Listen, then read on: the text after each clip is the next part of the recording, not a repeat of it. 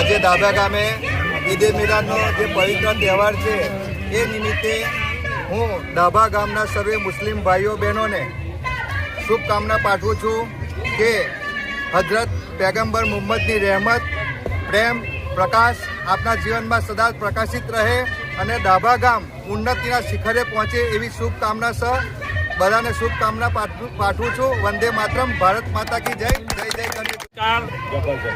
આથી ખુશી થાય છે કે અમારા ડાભા ગામની અંદર આજે હજરત મોહમ્મદ સલ્લલ્લાહુ સલ્લમ નું ઈદે મિલાદુન નબીનું જન્મદિવસ છે.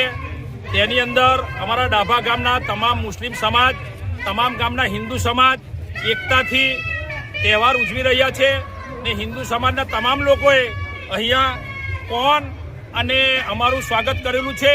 એટલે આ કોમી એકતા આ દેશને સંદેશ છે, આ અમારા ગુજરાતને સંદેશ છે કે ભાઈ આ કોમી એકતા કાયમ રહેવી જોઈએ. આખા દેશમાં આ હિન્દુ મુસ્લિમ કોમી એકતા કાયમ રહેવી જોઈએ. જે અમારા ગામની અંદર છે એવી કોમી એકતા આખા દેશમાં કાયમ રહેવી જોઈએ.